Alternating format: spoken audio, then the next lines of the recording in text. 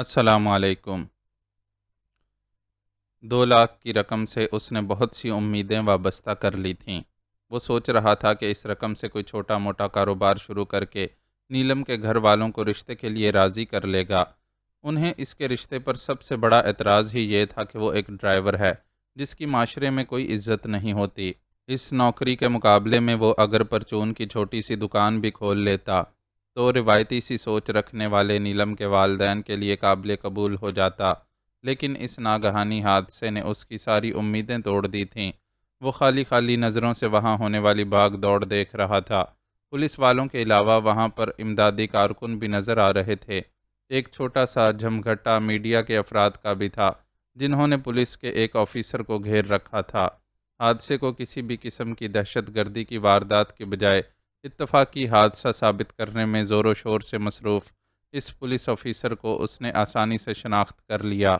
وہ رفیق کھوکھر تھا، موتی والا کے کیس کا تفتیشی افسر۔ اگر وہ اسے یہاں دیکھ لیتا تو اس کے لیے مشکل کھڑی ہو سکتی تھی۔ رفیق کھوکھر سے بچنے کے لیے وہ ہجوم سے باہر نکلنے کے لیے پلٹا۔ اس کے سر پر سوار منکر نکیر فوراً ہی ہوشیار ہو گئے۔ کدھر؟ ان میں سے ایک نے غراہٹ آمیز سرگوشی میں پوچھا۔ یہاں سے نکلو، پھر میں تم لوگوں کو ساری بات بتاتا ہوں۔ اس نے انہیں جواب دیا اور قدم آگے بڑھا دیے۔ وہ دونوں سائے کی طرح اس کے ساتھ ساتھ تھے۔ عامر کے گھر سے کافی دور آنے کے بعد وہ ایک جگہ آ کر رک گیا۔ ان دونوں نے بھی اس کی پیروی کی۔ معاملہ کیا ہے؟ کچھ منہ سے پھوٹو۔ تم تو ہمیں لڑکی تک پہنچانے والے تھے۔ لڑکی کہاں ہے؟ صاف صاف بتاؤ۔ ان لوگوں کے صبر کا پیمانہ یقیناً لبریز ہو چکا تھا۔ چنانچہ ان میں سے ایک نے درشت لہجے میں پوچھا، میں تمہیں لڑکی کے پاس ہی پہنچا رہا تھا، لیکن اب یہ ممکن نہیں رہا۔ اب میں تمہیں اس کے بارے میں صرف خبر دے سکتا ہوں۔ تم نے اپنے اشتہار میں لڑکی کے بارے میں اطلاع دینے والے کے لیے 2 لاکھ کا اعلان کیا تھا۔ میں ان روپوں میں سے تمہیں 1 لاکھ واپس کر کے 1 لاکھ رکھ لیتا ہوں اور لڑکی کے بارے میں خبر دے دیتا ہوں۔ عامر کی گلی کے کونے سے یہاں تک پہنچنے میں اس کے دماغ نے تیزی سے کام کیا تھا اور پوری کی پوری رقم سے محروم ہو جانے کی بجائے اس نے سوچا تھا کہ کچھ نہ کچھ تو ہاتھ لگ ہی جائے۔ اس لیے اب وہ ان لوگوں سے نیا سودا طے کرنے کی کوشش کر رہا تھا۔ یہ کیا ناٹک لگا رکھا ہے سالے؟ ہمیں تو نے کیا سمجھا ہے جو اپنے اشاروں پر نچانے کی کوشش کر رہا ہے؟ اس کے مقابل موجود لوگ کوئی شریف قسم کے کاروباری بندے تو تھے نہیں کہ اس کی مرضی اور خواہش کے مطابق سودے بازی کرتے چلے جاتے۔ وہ فوراً ہی ہتھے سے اکھڑ گئے اور ان میں سے ایک نے اس کی گدی کو اپنے شکنجے جیسی انگلیوں میں جکڑ لیا۔ چل سیدھی طرح ہمیں لڑکی تک پہنچا۔ وہ جہاں کھڑے تھے اس طرف لوگوں کی آمد و رفت نہیں تھی، اس لیے سامنے کھڑے بندے نے بلا تکلف اس کے منہ پر اپنا ہتھوڑے جیسا ہاتھ دے مارا۔ اب میں تمہیں لڑکی تک نہیں پہنچا سکتا۔ اگر یہ ممکن ہوتا تو میں اپنا 1 لاکھ کا نقصان کیوں کرتا؟ میں مجبور ہوں، اسی لیے تو کہہ رہا ہوں کہ مجھ سے 1 لاکھ واپس لے لو اور 1 لاکھ چھوڑ دو۔ بدلے میں تمہیں تمہارے کام کی بات بتا دیتا ہوں۔ اسے اندازہ ہو چکا تھا کہ وہ خطرناک لوگ ہیں، لیکن پھر بھی 1 لاکھ کی خاطر خطرہ مول لے کر ان سے کسی نہ کسی طرح معاملہ نپٹانے کے چکر میں تھا۔ تجھ سے کیا لینا ہے اور کیا دینا ہے یہ فیصلہ ہم خود کریں گے۔ تو سیدھی طرح یہ بتا کہ لڑکی کہاں ہے؟ بڑی بڑی مونچھوں والے نے اپنی سرد آنکھوں سے اسے گھورتے ہوئے سوال کیا اور جیب میں ہاتھ ڈال کر ایک چاقو باہر نکال کر اسے کھولنے لگا۔ کڑکڑاہٹ کی ہلکی سی آواز کے ساتھ ہی چاقو کھل گیا اور چمکدار پھل اس کی نظروں کے سامنے لہرانے لگا۔ اس چاقو کے نظارے کے بعد سرمد کی ساری ہمت جواب دے گئی تھی۔ اسے اندازہ ہو گیا کہ وہ ان لوگوں کے سامنے نہیں ٹک سکے گا، چنانچہ سہمے ہوئے لہجے میں بتانے لگا، تمہیں جس لڑکی کی تلاش تھی وہ میرے ایک دوست عامر کے گھر میں ٹھہری ہوئی تھی۔ میں تمہیں اپنے دوست کے گھر ہی لے جا رہا تھا، لیکن ابھی میرے ساتھ تم لوگوں نے بھی سنا ہوگا کہ بارود فروش پڑوسی کے گھر میں ہونے والے دھماکے سے میرے دوست کا گھر بھی تباہ ہو گیا ہے اور میرے دوست کی ماں کے ساتھ ساتھ وہ لڑکی بھی اس حادثے میں مر گئی ہے۔ اس کی دی گئی اس اطلاع پر وہ لوگ ایک ثانیے کے لیے دم بخود رہ گئے۔ پھر بڑی مونچھوں والے نے خود کو سنبھالا اور سختی سے پوچھا، لڑکی وہاں کیسے پہنچی تھی؟ میں نے خود اسے وہاں پہنچایا تھا۔ میں موتی والا صاحب کا ڈرائیور ہوں۔ انہوں نے مجھ سے کہا تھا کہ انہیں اپنے گھر میں لڑکی کی جان کے لیے خطرہ محسوس ہو رہا ہے، اس لیے میں اسے کسی محفوظ ٹھکانے پر پہنچا دوں۔ ان کے حکم پر ہی میں نے اس رات جب ان کا قتل ہوا تب لڑکی کو اپنے دوست کے گھر پہنچا دیا تھا۔ اتنے دنوں سے ہم لوگ پریشان ہو رہے تھے کہ اب لڑکی کا کیا کریں۔ میں نے اخبار میں اشتہار پڑھا تو پیسوں کے لالچ میں آ کر آپ کو فون کر بیٹھا، لیکن اب وہ بیچاری ہی زندہ نہیں رہی تو آپ کو کہاں پہنچاؤں؟ سچ میں جھوٹ کی آمیزش کرتے ہوئے اس نے ان لوگوں کو بتایا۔ یہ سب کہنے میں اس سے اس لیے مشکل پیش نہیں آئی تھی کہ عامر کے شہریار سے ملاقات کے لیے روانہ ہونے سے پہلے ہی وہ لوگ یہ کہانی تیار کر چکے تھے۔ سرمد اس حقیقت کو کسی طرح ظاہر نہیں ہونے دینا چاہتا تھا کہ موتی والا اور اس کی بیوی کے قتل والی رات وہ ان کی کوٹھی میں چوری کی نیت سے موجود تھا، اس لیے یہ کہانی تیار کی گئی تھی۔ ماہ بانو نے بھی اس کہانی کی منظوری دیتے ہوئے وعدہ کر لیا تھا کہ وہ کسی کو اصل حقیقت نہیں بتائے گی، چنانچہ اس وقت یہی کہانی اس کے کام آ رہی تھی۔ تو ہمیں کہیں نہیں پہنچا سکتا تو چل پھٹا کھا یہاں سے، ان روپوں میں سے تجھے ایک پیسہ بھی نہیں ملے گا۔ یہ جان لینے کے بعد کہ مرنے والی لڑکی واقعی ماہ بانو ہے، سرمد اب مزید ان کے لیے کام نہیں آ سکتا۔ انہوں نے اس کی کمر پر ایک زوردار لات مار کر اسے پرے دھکیلا اور نوٹوں سے بھرا ہوا بیگ سنبھال کر وہاں سے چل پڑے۔ سرمد کے اندر ہمت نہیں تھی کہ ان خونخوار لوگوں کے پیچھے جا سکے۔ ملبے سے نکلنے والی دونوں عورتوں کی لاشیں بری طرح مسخ ہو گئی تھیں۔ ایک تو دیوار اور چھت کے گرنے والے ملبے نے دونوں کے جسم بری طرح توڑ پھوڑ ڈالے تھے، دوسرے رہی سہی کسر بارود کی وجہ سے لگنے والی آگ نے پوری کر دی تھی۔ لاشیں تقریباً ناقابل شناخت ہو گئی تھیں۔ ان کی پہچان کے لیے کدوکامت اور کہیں کہیں لباس کے بچ جانے والے چیتڑوں سے مدد لی گئی تھی۔ شناخت کا مرحلہ اتنا زیادہ دشوار اس لیے نہیں تھا کہ یہ تو یقینی طور پر معلوم تھا کہ گھر میں موجود خواتین کون تھیں۔ بس ان دونوں خواتین کی لاشوں میں سے ایک بوڑھی عورت اور ایک جوان لڑکی کی لاش کو الگ الگ کرنا تھا، تو یہ کام بآسانی کر لیا گیا۔ عامر نے واپس لاہور پہنچنے کے بعد دونوں لاشوں کی شناخت کے سلسلے میں تصدیق کر دی تھی۔ ماہ بانو کی لاش کی سب سے بڑی پہچان اس کی سیاہ چادر کے وہ چیتھڑے تھے جو وہ ہر وقت اوڑھی رہتی تھی، اور مرتے وقت بھی وہ اس کے جسم کا حصہ بن کر رہ گئے تھے۔ اپنے گھر پر گزرنے والی اس قیامت کی اطلاع عامر کو عبد المنان سے ملی تھی۔ عبد المنان سے مل کر اس نے ماہ بانو کی اپنے گھر موجودگی کی اطلاع دی تھی، تو وہ اس اطلاع پر فوراً متحرک ہو گیا تھا۔ سب سے پہلے اس نے لاہور رانا ہاؤس میں مقیم شہریار کو اس بارے میں بتایا تھا، اور پھر اس کے مشورے پر رفیق کھوکھر کو یہ ذمہ داری سونپی تھی کہ وہ عامر کے گھر جا کر ماہ بانو کو اپنی تحویل میں لے لے۔ لیکن جواباً پون گھنٹے بعد رفیق کھوکھر نے جو اطلاع دی تھی وہ بہت اندوہناک تھی۔ غیر قانونی طور پر آبادی کے عین درمیان میں بیٹھ کر بارودی اشیاء کا کاروبار کرنے والے گلو کے بارودی ذخیرے میں لگنے والی آگ نے گلو سمیت عامر کی ماں اور جواں سال ماہ بانو کی زندگیاں بھی چھین لی تھیں۔ اس حادثے کے بارے میں اطلاع ملتے ہی عبد المنان نے مشابرم خان کے ساتھ عامر کو لاہور بھجوانے کا بندوبست کر دیا تھا۔ عامر مشابرم خان کے ساتھ سیدھا مردہ خانے پہنچا تھا، اور ڈیوٹی پر موجود ایک پولیس مین کے سامنے اس نے اس بات کی تصدیق کر دی تھی کہ لاشیں اس کی ماں اور ماہ بانو کی ہی ہیں۔ شناخت کا مرحلہ طے ہونے کے بعد لاشیں ورثاء کے حوالے کرنے کا فیصلہ کیا گیا تھا۔ اپنی ماں کی لاش کو عامر اپنے ساتھ لے گیا تھا، جبکہ ماہ بانو کی لاش کو ایمبولینس میں پیر آباد روانہ کر دیا گیا تھا۔ اس کے مر جانے کے بعد اب اس بات کو چھپانے کی کوئی ضرورت ہی نہیں رہ گئی تھی کہ وہ گاؤں سے نکلنے کے بعد موتی والا کی کوٹھی میں چھپی ہوئی تھی، اور موتی والا نے از خود اسے اپنے ڈرائیور سرمد کی مدد سے کسی خطرے کے پیش نظر اس کے دوست کے گھر منتقل کر دیا تھا۔ موتی والا کی اسی رات موت سے اس بات کی تصدیق ہوتی تھی کہ واقعی اس کی کوٹھی میں کوئی خطرہ موجود تھا، لیکن یہیں سے بہت سی کہانیاں اور قیاس آرائیاں بھی جنم لے رہی تھیں۔ ماہ بانو کا موتی والا سے کیا تعلق تھا؟ وہ اپنے گاؤں سے کیوں بھاگی تھی؟ وہ موتی والا کی کوٹھی تک کیسے پہنچی تھی؟ اس کی جان کو کس سے خطرہ درپیش تھا؟ موتی والا اور اس کی بیوی کو کس نے قتل کیا؟ ماہ بانو کی جس حادثے میں موت ہوئی وہ واقعی کوئی حادثہ تھا یا کسی نے اس کے قتل کے لیے باقاعدہ منصوبہ بندی کی تھی؟ بے شمار سوالات تھے جو اٹھائے جا رہے تھے، لیکن وہ تمام افراد جن کو اس معاملے کی ذرا بھی بھنک تھی اپنے ہونٹ سیے بیٹھے تھے۔ ان افراد میں شہریار بھی شامل تھا۔ رفیق کھوکھر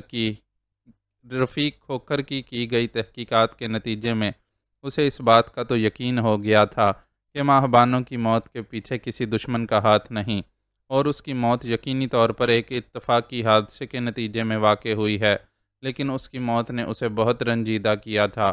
وہ ہسپتال سے ڈسچارج ہونے کے بعد ان دنوں رانا ہاؤس میں کچھ عرصے آرام کی غرض سے ٹھہرا ہوا تھا۔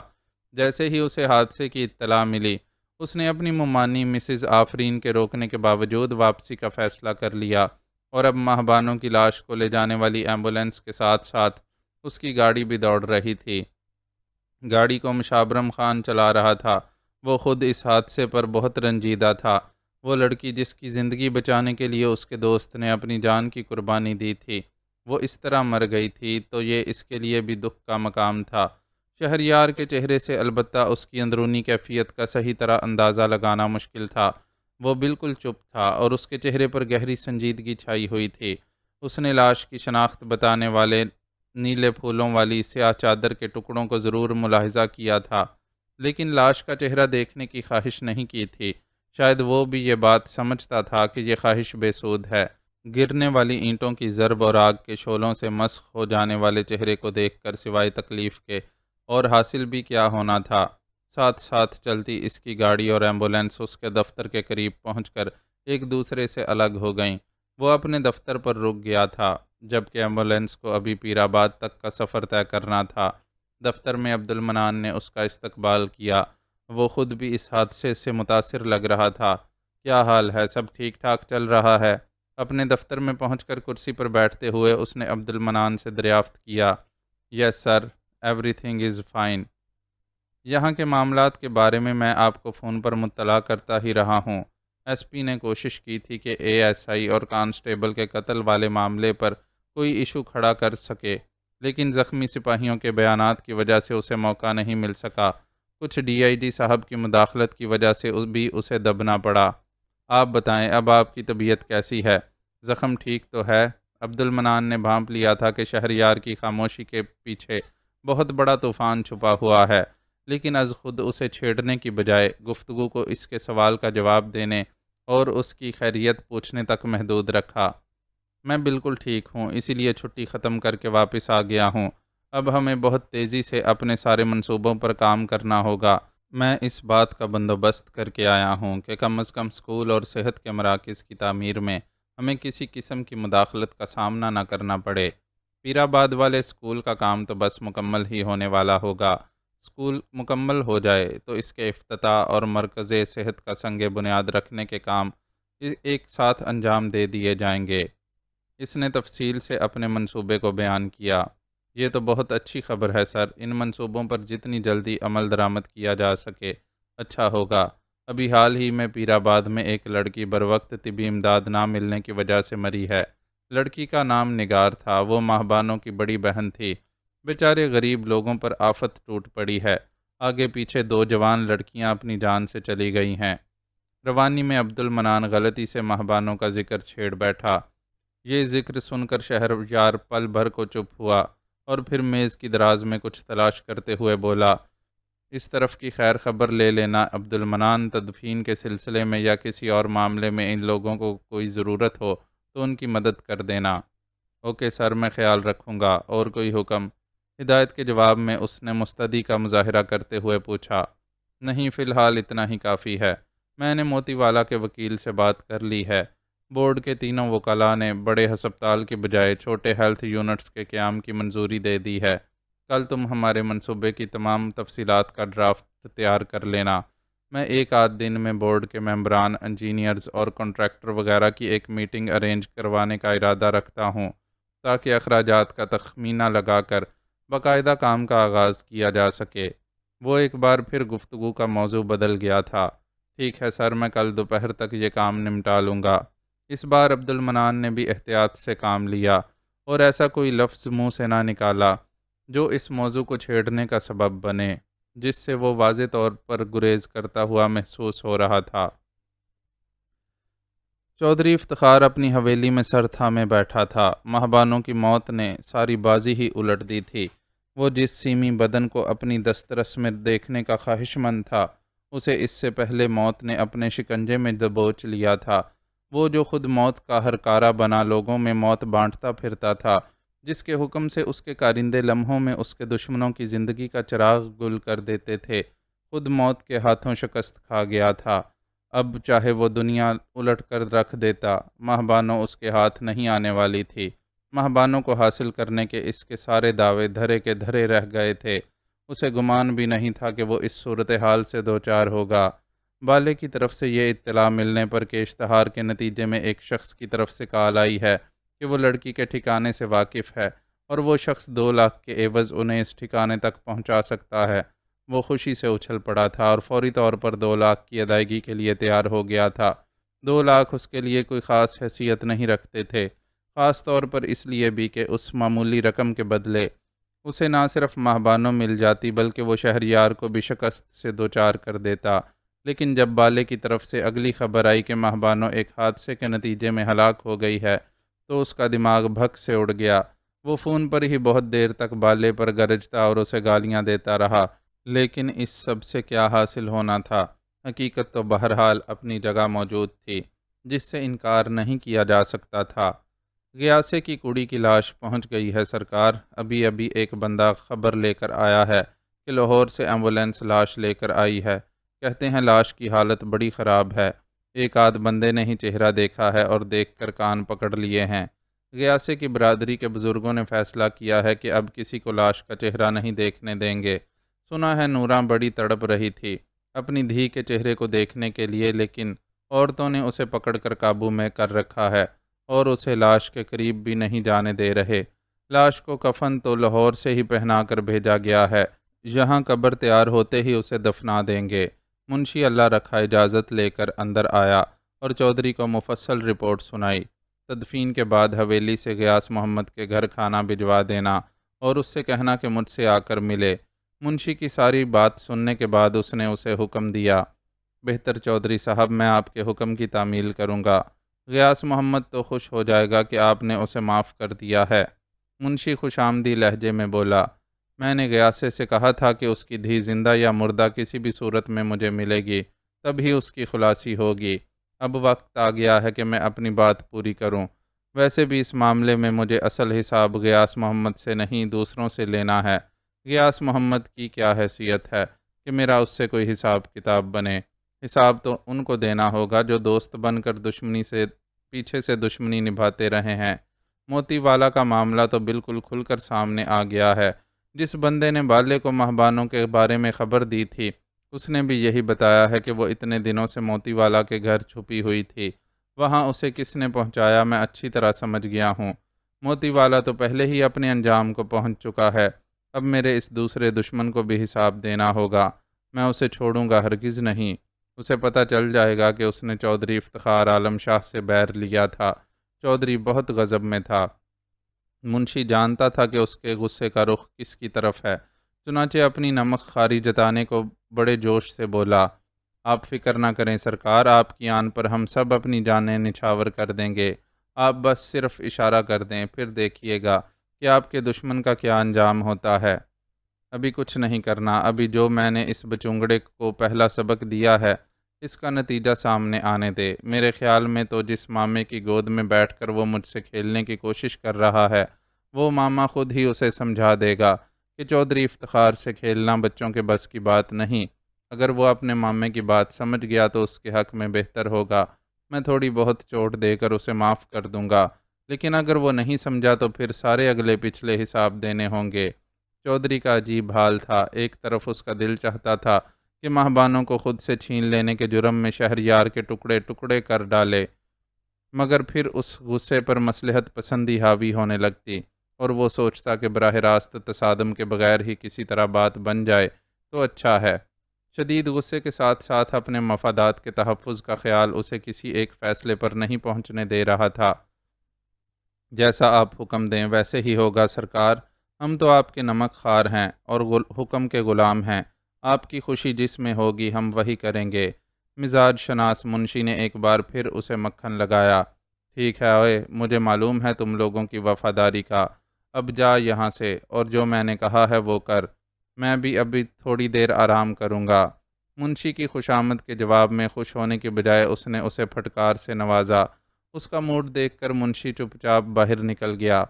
چودھری اپنے شاندار بستر پر آ لیٹا۔ تکیے کے نیچے اب بھی مہبانوں کی تصویریں رکھی تھیں۔ اس نے تصویریں نکالیں اور ایک نظر دیکھنے کے بعد ٹکڑے ٹکڑے کر ڈالا۔ وہ کوئی اس کے عشق میں مبتلا نہیں تھا کہ تاحیات ان تصویروں کو اپنے سینے سے لگا کر ٹھنڈی آہیں بھرتا رہتا۔ یہ تصویروں یہ تصویریں تو اس نے اپنا آتشی شوق بھڑکانے کے لیے سنبھال رکھی تھیں۔ تصویروں کو دیکھ کر وہ اس تصور سے خود کو بہلاتا رہتا تھا کہ جب یہ ہرنی کی طرح کلانچے بھرتی چاندنی جیسی رنگت اور ترشے ہوئے بدن والی لڑکی اس کی خلوت میں آئے گی تو وہ کس طرح اسے برتے گا۔ اب جب کہ یہ امکان ہی سرے سے ختم ہو گیا تھا تو تصور کی دنیا سجا کر بیٹھنے کی کیا ضرورت تھی؟ دل بہلانے کے لیے اس کے پاس اور بھی بہت سے ذرائع تھے۔ تصویروں کے ٹکڑے کرنے کے بعد وہ ٹیلی فون کی طرف متوجہ ہو گیا۔ اس کی انگلیاں حسن کی دکان چلانے والی اس نائکا کا نمبر ڈائل کر رہی تھیں، جو اس کے ذرا سے اشارے پر ایک سے بڑھ کر ایک ہیرا چن کر اس کے ڈیرے پر بھجوا دیتی۔ مہبانوں کا غم غلط کرنے کے لیے اس کی عیاش فطرت نے اسے یہی راہ دکھائی تھی۔ شہریار نے طائرانہ نظروں سے مصروف عمل مزدوروں کا جائزہ لیا۔ وہ بہت تندہی سے اسکول کی نو تعمیر شدہ کمروں میں رنگ و روغن کا کام کر رہے تھے۔ کام کی رفتار بے حد تسلی بخش تھی اور اسے امید تھی کہ 2 دن بعد جب اسکول کی افتتاحی تقریب منعقد کی جائے گی تو نہ صرف سارا کام مکمل ہو چکا ہوگا بلکہ کاٹ کباڑ سمیٹ کر صفائی وغیرہ بھی کر دی جائے گی۔ اپنے اسی خیال کا اظہار اس نے ساتھ کھڑے ماسٹر آفتاب سے بھی کیا۔ کام تو بہت اچھے طریقے سے ہو رہا ہے، میرے خیال میں 2 دن تک سارا کام مکمل ہو جائے گا۔ 2 دن نہیں سر، انشاءاللہ کل شام تک رنگ و روغن اور صفائی کا کام مکمل ہو جائے گا۔ پرسوں صبح یہاں اسکول کے لیے ڈیسکیں اور میزیں کرسیاں بھی پہنچ جائیں گی۔ بچے نئی کلاسوں اور فرنیچر وغیرہ کے خیال سے بڑے خوش ہیں۔ اس وقت ان میں اتنا جوش بھرا ہوا ہے کہ باقی کے سارے کام ہم ان کی مدد سے ہی مکمل کروا لیں گے۔ ماسٹر آفتاب کی اپنی آواز میں بڑا جوش تھا۔ فرنیچر؟ میں نے تو اس سلسلے میں کوئی آرڈر نہیں دیا تھا۔ کیا عبد المنان نے اسکول کے لیے فرنیچر کا انتظام کیا ہے؟ نہیں سر، اصل میں نے خود ہی فرنیچر کے لیے آرڈر دے دیا تھا۔ اپنی کتاب کی اشاعت کے بارے میں تو میں نے آپ کو بتایا ہی تھا، بس اس کی رائلٹی کا چیک ملا تھا تو میں نے سوچا کہ اس رقم سے اسکول کے لیے فرنیچر کا انتظام کر دیا جائے۔ ماسٹر آفتاب نے شرماتے ہوئے اس کے سوال کا جواب دیا۔ I am proud of you Aftab. اتنے سارے بے ایمانوں اور لٹیروں کے درمیان تم جیسے شخص کو دیکھتا ہوں تو میرا حوصلہ بڑھ جاتا ہے اور کچھ کر دکھانے کی امنگ نئے سرے سے جاگ اٹھتی ہے۔ اس نے بے ساختہ آفتاب کے شانے کو تھپ تھپاتے ہوئے اس کی کارکردگی کو سراہا۔ میں تو اپنے حصے کا فرض انجام دینے کی کوشش کرتا ہوں سر، بس خوشی اس بات کی ہے کہ آپ جیسے قدردان شخص کا ساتھ میسر آ گیا ہے۔ افتتاحی تقریب کے لیے میں نے اپنے ساتھی ٹیچر کے ساتھ مل کر کچھ منصوبہ بندی کی ہے۔ میں چاہ رہا ہوں کہ اس پر آپ سے رائے لے لوں تاکہ کوئی کمی محسوس نہ ہو۔ آفتاب نے عاجزی سے جواب دیتے ہوئے گفتگو کا رخ 2 دن بعد ہونے والی تقریب کی طرف موڑ دیا۔ مجھے اس سلسلے میں تمہاری صلاحیتوں پر پورا اعتماد ہے۔ ظاہر ہے بطور صحافی تمہارا مشاہدہ بہت وسیع ہے اور تم اچھی طرح جانتے ہو کہ ایسے مواقع پر کس قسم کے انتظامات کیے جاتے ہیں، لیکن اپنی تسلی کے لیے چاہو تو مجھے بھی بتا سکتے ہو۔ میرا مشاہدہ اور تجربہ اپنی جگہ، لیکن یہاں جو انتظامات کیے گئے ہیں وہ اپنے بجٹ کو اور دستیاب سہولیات کو سامنے رکھتے ہوئے محدود پیمانے پر کیے گئے ہیں۔ میں نے اس بات کا انتظام کر لیا ہے کہ اسکول کی عمارت، ڈسپنسری کے ارد گرد کے علاقے اور پیرآباد کے داخلی راستے پر کاغذ کی رنگ برنگی جھنڈیاں لگائی جائیں۔ خاص راستوں پر ہم چونا ڈال کر اسے صاف کرنے کا انتظام بھی کر لیں گے۔ بچوں کی مدد سے چھوٹا سا ورائٹی شو بھی ارینج کر لیا جائے گا۔ اس طرف سے تم بے فکر رہو۔ آخر یہ چودھری افتخار کس مرض کی دوا ہے؟ یہ سارا انتظام اس کے خرچے پر ہوگا۔ چودھری صاحب اس سلسلے میں تعاون پر راضی ہو جائیں گے؟ وہ تو سخت خلاف ہیں اسکول کے۔ شہریار کی تسلی پر اس نے تشویش کا اظہار کیا۔ مخالفت اپنی جگہ، نام بنانے کا موقع اپنی جگہ۔ اس طرف سے فارغ ہو کر میں چودھری کی حویلی ہی جاؤں گا اور مجھے یقین ہے کہ وہ از خود ہمیں پیشکش کرے گا کہ آنے والے مہمانوں کی خاطر مدارت اس کی حویلی میں کی جائے۔ باقی اخراجات کی طرف سے بھی تم فکر مند مت ہونا، آرام سے خرچہ کرو اور سارا حساب کتاب بنا کر مجھے دے دو۔ اس خرچے کی وصولیابی میں اس موبائل کمپنی کے مالکوں سے کروں گا۔ سرکاری زمین پر اپنی کمپنی کا ٹاور نصب کرنے کے سلسلے میں ان پر جو حساب کتاب بنتا ہے وہ الگ ہے۔ میں ایک دوسرا کھاتہ اسٹیج پر ان کی کمپنی کا بینر لگوا کر کھلوا لوں گا۔ تمہیں معلوم ہی ہے کہ یہ کمرشلزم کا زمانہ ہے۔ موبائل کمپنی والے خوشی سے اس بات پر راضی ہو جائیں گے کہ اپنے بینرز لگوا کر بدلے میں ہمیں ٹھیک ٹھاک رقم ادا کر دیں۔ آخر اس تقریب کی کوریج پرنٹ اور الیکٹرانک دونوں طرح کے میڈیا پر ہونی ہے۔ موبائل کمپنی والے اپنی پبلسٹی کا یہ موقع ہرگز بھی ہاتھ سے نہیں جانے دیں گے۔ شہریار کے جواب سے اسے اندازہ ہوا کہ اس کا ہوم ورک بالکل مکمل ہے۔ کیوں نہ ہوتا، آخر کو وہ ایک بیوروکریٹ تھا جس کی پرورش بیوروکریسی اور سیاست کے دو آتشا ماحول میں ہوئی تھی۔ یہ تو بہت اچھی خبر سنائی آپ نے سر، اب آپ دیکھیے گا کہ تقریب کا کتنا اچھا انتظام کرواتا ہوں میں۔ وہ حسب عادت پرجوش ہو گیا، پھر ایک طرف دیکھتے ہوئے بولا، لیجئے وہ لوگ بھی واپس آ گئے۔ شہریار نے اس کی نظروں کے تعاقب میں دیکھا، کچے راستے پر اسی جانب ہی دوڑتی ہوئی آنے والی گاڑی اس کے اپنے دفتر کی تھی۔ اس گاڑی میں عبد المنان آفتاب کا ساتھی ٹیچر منیب اور وہ ٹھیکیدار سوار تھا جس سے مرکز صحت کی تعمیر کے سلسلے میں ان لوگوں کا کانٹریکٹ ہوا تھا۔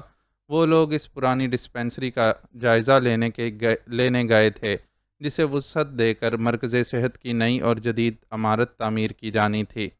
ڈسپنسری کی عمارت تو بڑی خراب حالت میں ہے، ایک تو دیکھ بھال صحیح طرح نہیں ہوئی، دوسرے عمارت میں مٹیریل بھی اچھا نہیں لگا ہوا، اس لیے جگہ جگہ دیواروں میں دراڑیں پڑی ہوئی ہیں۔ چھت کی حالت بھی ایسی ہے کہ مجھے یقین ہے کہ بارشوں کے موسم میں چھت بری طرح ٹپکتی ہوگی۔ اگر آپ میرا مشورہ مانیں تو اس پرانی عمارت کو بلڈوز کر کے مکمل نئی عمارت بنائی جائے تاکہ کام پکا ہو۔ گاڑی ان کے قریب آ کر رکی تو ٹھیکیدار گاڑی سے اترتے ہی بولنا شروع ہو گیا، ٹھیک ہے، جیسا آپ مناسب سمجھیں۔ میرا اپنا بھی یہی اندازہ تھا، اسی لیے میں نے آپ کو خاص طور پر وہاں وزٹ کے لیے بھیجا تھا۔ آپ نے اپنی نظروں سے سب کچھ دیکھ لیا ہے، اب اس کے مطابق تیاری شروع کر دیں۔ جنرل صاحب کے ہاتھوں سنگ بنیاد رکھے جانے کے بعد کام کا باقاعدہ آغاز کرنا ہوگا اور تیزی سے اسے مکمل بھی کرنا ہوگا۔ اگر آپ کی کارکردگی اطمینان بخش ہوئی تو ہم اپنے اگلے کانٹریکٹس بھی آپ کے ساتھ کرنے میں خوشی محسوس کریں گے۔ یہ بات تو میں نے آپ پر پہلے ہی واضح کر دی ہے کہ یہ کوئی سرکاری پروجیکٹ نہیں ہے، اس لیے سارے کام کا بہت سختی سے جائزہ بھی لیا جائے گا اور پورا حساب کتاب بھی رکھا جائے گا۔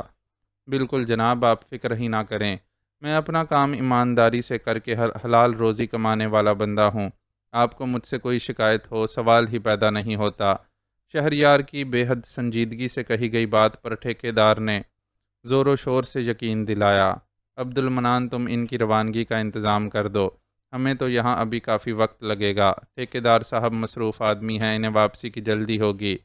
ٹھیکیدار کی یقین دہانی پر کسی بھی قسم کا رد عمل ظاہر کیے بغیر اس نے عبد المنان کو ہدایت دی، میں چائے تیار کرتا ہوں سر، آپ لوگ چائے پی کر جائیے گا۔ ان لوگوں کو جانے کے لیے پر تولتے دیکھ کر ماسٹر آفتاب نے جلدی سے پیشکش کی، نہیں بھائی، فی الحال ان تکلفات میں پڑنے کا بالکل بھی وقت نہیں، ابھی بہت سے کام نمٹانے ہیں۔ ہاں، اگر ٹھیکیدار صاحب چاہیں تو تم انہیں چائے پلوا سکتے ہو۔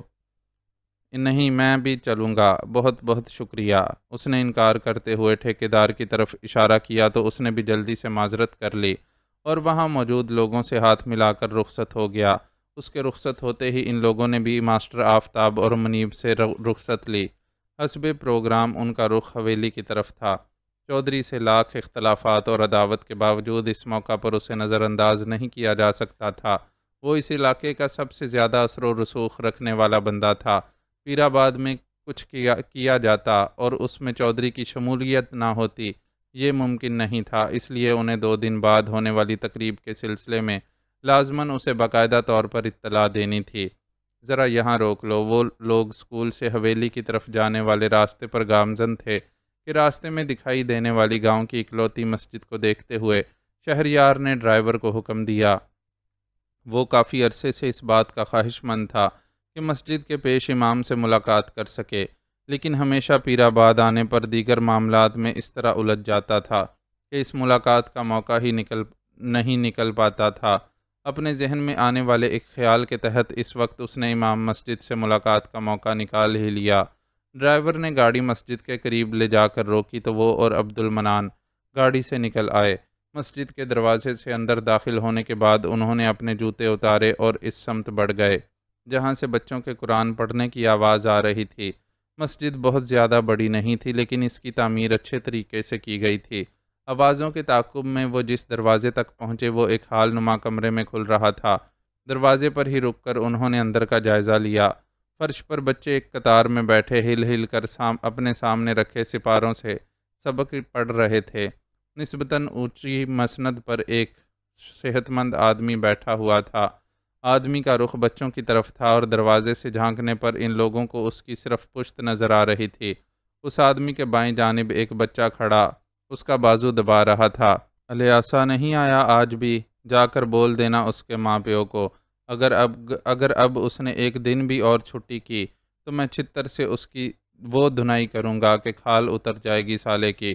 جس دن سے بہن مری ہے اس نے ادھر کا رخ ہی نہیں کیا۔ لگتا ہے بہن کے ساتھ خود بھی قبر میں جا کر دفن ہو گیا ہے۔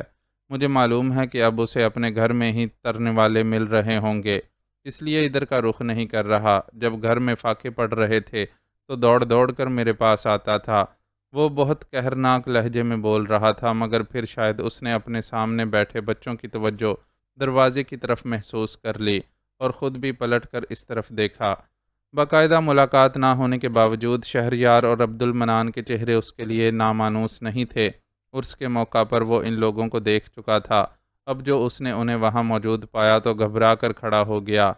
آئیے آئیے، تشریف لائیے، میری خوش قسمتی کہ آج آپ لوگوں نے اس جگہ کو رونق بخشی۔ اس کا انداز اتنا فدویانہ تھا کہ لگتا تھا کہ اس کا بس نہ چل رہا ہو کہ ان کے قدموں میں بت جائے۔ ہاتھ ملانے کے لیے اس نے شہریار کا ہاتھ تھاما تو پھر چھوڑا ہی نہیں اور اسے تقریباً کھینچتے ہوئے اپنی مسند تک لے گیا۔ تشریف رکھیے۔ شہریار کا ہاتھ تھامے تھامے ہی اس نے زبردستی اسے مسند پر بٹھانے کی کوشش کی۔ نہیں مولوی صاحب، میں نیچے ہی بیٹھوں گا۔ بچے قرآن لے کر نیچے بیٹھے ہوئے ہیں، میرا اوپر بیٹھنا مناسب نہیں۔ وہ مولوی سے اپنا ہاتھ چھڑا کر بچوں کے قریب ہی نیچے بیٹھ گیا۔ اس کی اس حرکت پر کھسیاتے ہوئے مولوی نے بھی پیروی کی اور خود اس کے قریب ہی بیٹھ گیا۔ آپ کو کوئی کام تھا تو مجھے زحمت دی ہوتی جناب، میں خود آپ کی خدمت میں حاضر ہو جاتا۔ نہیں مولوی صاحب، آنا تو مجھے ہی تھا، بس وقت کی قلت کی وجہ سے اب تک آ نہیں سکا تھا، لیکن اب ضروری ہو گیا تھا کہ میں آپ سے ملاقات کر لوں۔ مولوی کا خوش آمدانہ انداز اسے کوفت میں مبتلا کر رہا تھا، لیکن پھر بھی وہ اسے عزت دے کر ہی بات کر رہا تھا۔ خاص طور پر یہاں آتے ہی اس نے مولوی کی جس طرح کی زبان سنی تھی اور اسے جس انداز میں بیٹھے دیکھا تھا، یہ دیکھ کر اس کا دل بہت خراب ہوا تھا، لیکن وہ اس بات سے بھی واقف تھا کہ اس قسم کے دہی ماحول میں مولویوں وغیرہ کو خاص اہمیت حاصل ہوتی ہے، اس لیے ان میں خود بخود ہی ذرا سا تکبر پیدا ہو جاتا ہے۔ آپ حکم کیجئے جناب، آپ کے حکم کی تعمیل کر کے مجھے دلی خوشی ہوگی۔ حکم نہیں، بس ایک چھوٹا سا کام ہے۔ 2 دن بعد گاؤں میں اسکول کے افتتاح اور مرکز صحت کے سنگ بنیاد رکھنے کے سلسلے میں ایک تقریب منعقد کی جا رہی ہے۔ تقریب کا آغاز اللہ کے بابرکت نام سے ہو، اس لیے میں چاہتا ہوں کہ آپ تقریب میں تشریف لا کر تلاوت قرآن پاک کر دیجئے گا۔ یہ کوئی ایسا کام نہیں تھا جس کے لیے وہ خود چل کر مولوی کے پاس آتا، لیکن مسجد کے مولوی کی گاؤں کے ماحول میں اہمیت کو مد نظر رکھتے ہوئے وہ اس سے تعلقات بہترین رکھنے کا خواہش مند تھا۔ دوسرے اسکول اور مدرسے کے درمیان پائی جانے والی کھینچا تانی کو بھی اس موقع پر ختم کرنا ضروری تھا، اس لیے وہ خود سے چل کر یہاں آیا تھا۔ آپ کہتے ہیں تو میں آ جاؤں گا، ویسے ذاتی طور پر میں اسکول کو پسند نہیں کرتا۔ نہ جانے کون ہیں یہ ماسٹر لوگ جو انگریزی تعلیم کے ذریعے گاؤں کے سیدھے سادے لوگوں کو بگاڑنے کی کوشش کر رہے ہیں۔ مولوی صاحب نے فوراً ہی اپنی ناپسندیدگی ظاہر کر دی۔ ایسی کوئی بات نہیں مولوی صاحب، اسکول میں ایسی کوئی تعلیم نہیں دی جاتی جس سے بچوں کے بگڑنے کا کوئی خطرہ ہو۔ آج کے دور میں بچوں کو دینی اور دنیاوی دونوں طرح کی تعلیم حاصل کرنا ضروری ہے، بلکہ آج کے دور کی کیا بات ہے، سر سید احمد خان جیسے لیڈر نے تو برسوں پہلے بھی اس بات پر زور دیا تھا کہ مسلمانوں کو اگر ترقی کرنی ہے تو دینی تعلیم کے ساتھ ساتھ انگریزی تعلیم بھی حاصل کرنی ہوگی۔ اس نے انہیں قائل کرنے کے لیے دلیل دی، لیکن مولوی اتنی آسانی سے قائل ہونے والا بندہ نہیں تھا۔ اس کی دلیل سن کر فوراً ہی بولا، اس وقت کی بات چھوڑیں جناب، وہ وقت الگ تھا، تب ہم آزادی کی جنگ لڑ رہے تھے، لیکن اب تو ہمیں حق حاصل ہے کہ اپنے ملک میں اپنی مرضی کی تعلیم اپنے بچوں کو دے۔ وقت ابھی بھی نہیں بدلا مولوی صاحب، ابھی ہماری آزادی مکمل نہیں ہوئی، ابھی ہمیں اپنے لوگوں کے ذہنوں کو آزاد کروانا ہے، لیکن اس وقت آپ اس ساری بحث کو جانے دیجئے اور مجھ سے اتنا تعاون کیجئے کہ مدرسے کے اوقات کچھ اس طرح طے کر لیں کہ مدرسے اور اسکول کے اوقات کے درمیان تصادم نہ ہو اور بچے دونوں جگہ جا سکیں۔ شہریار نے بحث کی بجائے برسر مطلب آنا زیادہ مناسب سمجھا۔ مدرسے کے اوقات بدلنا تو بہت مشکل ہے، آپ اسکول کے اوقات میں ہی کچھ تبدیلی کر لیں۔ مولوی کے جواب سے ظاہر ہو گیا کہ وہ جتنی فرما برداری اور تابعداری کا مظاہرہ کر رہا تھا، در حقیقت اتنا تھا نہیں۔ یقیناً وہ ان لوگوں میں سے تھا جو پیٹ میں داڑھی رکھتے ہیں۔ اس معاملے کو بعد میں دیکھ لیا جائے گا، فی الحال ہم چلتے ہیں، ابھی چودھری افتخار صاحب سے بھی ملاقات کرنی ہے۔ مولوی کا انداز دیکھ کر اس نے مزید اسے منہ لگانا مناسب نہیں سمجھا اور اپنی جگہ سے کھڑا ہو گیا۔ عبد المنان نے بھی اس کی پیروی کی۔ ارے بھائی، ایسے کیسے جا سکتے ہیں آپ؟ کچھ چائے پانی تو پیتے جائیں۔ مولوی زیرک آدمی تھا، اس کے مزاج کی برہمی کو بھانپ گیا اور اسے روکنے کی کوشش کرنے لگا۔ نہیں مولوی صاحب، اس کی ضرورت نہیں، ویسے بھی ہمارے پاس زیادہ وقت نہیں ہے۔ وہ باوجود اصرار کے 1 منٹ بھی وہاں مزید ٹھہرنے پر راضی نہ ہوا۔ آپ نے تو بالا ہی بالا سارا پروگرام طے کر لیا، آخر میں اس علاقے کا نمائندہ ہوں، پیر آباد میری ملکیت ہے، یہاں کچھ بھی کرنے سے پہلے آپ کو مجھے اطلاع تو دینی چاہیے تھی۔ چودھری افتخار کی حویلی پہنچنے کے بعد اس نے اسے تقریب کے حوالے سے دعوت دی تو اس کا منہ بن گیا اور وہ شکوہ کرنے لگا۔ ہم آپ کو اطلاع دینے ہی تو آئے ہیں چودھری صاحب، اصل میں سارا پروگرام بڑی عجلت میں طے پایا، اس لیے اس پہلے سے آپ سے باقاعدہ کوئی میٹنگ کرنے کی مہلت نہیں مل سکی۔ بہرحال ہمیں آپ کی اس علاقے میں اہمیت کا احساس ہے، اس لیے تو میں خود آپ کو دعوت دینے کے لیے آیا ہوں۔ بے شک اسکول اور مرکز صحت کی تعمیر سرکاری زمین پر ہو رہی ہے اور فنڈز بھی ہمیں کہیں اور سے ملے ہیں، لیکن آپ کی اہمیت سے انکار تھوڑی کیا جا سکتا ہے۔ آپ تشریف لائیں گے تو تقریب میں 4 چاند لگ جائیں گے۔ آپ کی حیثیت تقریب میں مہمان کی بجائے میزبان کی ہوگی۔ آخر آپ پیر آباد کے چودھری ہیں۔ اس نے بہت نرم لہجے میں چودھری کی بات کا جواب دیا، اس کی اہمیت بھی تسلیم کی، لیکن یہ جتانا نہیں بھولا کہ بے شک پیر آباد کی بیشتر زمین اس کی ملکیت ہے، لیکن جن مقامات پر وہ اپنے منصوبوں پر کام کر رہا ہے وہ زمین سرکاری ملکیت ہے اور اسے اس سلسلے میں چودھری کی اجازت لینے کی قطعاً ضرورت نہیں۔ چودھری ماضی میں بدعنوان افسروں کی مدد سے اسکول والی زمین پر اپنی ملکیت جتا کر بہت عرصے تک اسکول کی توسیع کا کام روکتا رہا تھا، لیکن وہ اچھی طرح واقف تھا کہ حقیقت میں زمین سرکار کی ہی ہے اور شہریار یہ بات ثابت کر سکتا ہے، اس لیے اس زمین پر سے اپنی ملکیت کے دعوے سے چپ چاپ دستبردار ہو گیا تھا۔ اگر اسے ماضی میں اس بات کا خیال آ جاتا کہ آنے والے وقت میں کوئی آفیسر اس کے خلاف بھی چل سکتا ہے تو وہ کسی طرح اس بات کا بندوبست کر لیتا کہ زمین اس کے نام منتقل ہو جائے، مگر اب تو وہ صرف اندر ہی اندر تل ملا کر رہ گیا تھا۔ اپنی جلد بازی کی عادت پر قابو پانے کی کوشش کیجیے۔ جوانی کے زور میں آپ ذرا ضرورت سے زیادہ ہی جوش سے کام لیتے ہیں، لیکن جوش میں کبھی کبھی آدمی کو نقصان بھی پہنچ جاتا ہے۔ ابھی پچھلے دنوں ہی آپ اچھے خاصے زخمی ہوئے ہیں، خدا نخواستہ اس واقعے میں آپ کو کوئی بڑا نقصان بھی پہنچ سکتا تھا۔ چلیں خیر، آپ کی تو بچت ہو گئی، لیکن بیچارے غریب پولیس والے مارے گئے۔ مجھے تو بڑا افسوس ہوا ان بیچاروں کی موت کا سن کر۔ تلملاہٹ کو چھپا کر چہرے پر مربیانہ مسکراہٹ سجاتے ہوئے اس نے شہریار کو چوکا لگانے کی کوشش کی۔ اس کی آنکھوں کی مسکراہٹ بڑی معنی خیز تھی، جیسے وہ شہریار کو جتا رہا ہو کہ دیکھا بچوں، بڑے ترم خان بنتے تھے، کیسا بیوقوف بنایا میں نے تمہیں۔ پولیس والوں کے مارے جانے کا مجھے بھی افسوس ہے، لیکن میرے نزدیک وہ لوگ قابل فخر ہیں کہ کسی دوسرے کو نقصان پہنچانے کے بجائے اپنے فرض کی ادائیگی کرتے ہوئے شہید ہوئے۔ ان کی اس قربانی کو بھلایا نہیں جائے گا اور قاتلوں کو ایک دن عبرتناک انجام سے دوچار ہونا پڑے گا۔ وہ خود پر بڑا جبر کر کے وہاں آیا تھا اور ایسی کوئی بات چھیڑنے کا ارادہ نہیں رکھتا تھا جس سے اس کی قلبی کیفیت کا اظہار ہو، لیکن چودھری خود ہی بات کو اس رخ پر لے گیا تھا کہ گفتگو میں تلخی کا عنصر در آیا تھا۔ میرے خیال میں ہمیں کسی تکلیف دہ موضوع پر بات کرنے کے بجائے فی الحال تقریب کے حوالے سے بات کرنی چاہیے۔ یہ پہلا موقع ہے کہ پیر آباد میں ایسی کوئی تقریب ہو رہی ہے۔ اس سے پہلے اعلیٰ افسران عرس میں شرکت کی غرض سے یہاں آتے رہے ہیں، لیکن ان کی وہ آمد ذاتی نوعیت کی ہوتی تھی۔ اس بار ایک سرکاری مقصد سامنے ہے۔ جنرل توحید کو بطور مہمان خصوصی مدعو کیا گیا ہے۔ بے شک موجودہ حکومت میں ان کے پاس کوئی بڑا عہدہ نہیں ہے، لیکن ان کی اہمیت سے انکار نہیں کیا جا سکتا۔ پچھلی حکومت میں وہ صوبائی وزیر اطلاعات و نشریات تھے۔ اب بھی ان کے حکومتی حلقوں میں گہرے تعلقات و روابط ہیں۔ میڈیا والے بھی ہر اہم موقع پر ان کی رائے لینا ضروری سمجھتے ہیں۔ موجودہ وزیر خزانہ سے ان کی قریبی رشتہ داری ہے۔ اگر وہ یہاں سے خوش ہو کر گئے تو ہم کم از کم پیر آباد کے لیے تو کافی مراعات حاصل کر سکتے ہیں۔ معاملات کو تلخی کی طرف جاتا دیکھ کر عبد المنان نے گفتگو میں مداخلت کی اور جلدی جلدی بولتے ہوئے ان دونوں کو موقع کی نزاکت کا احساس دلانے لگا۔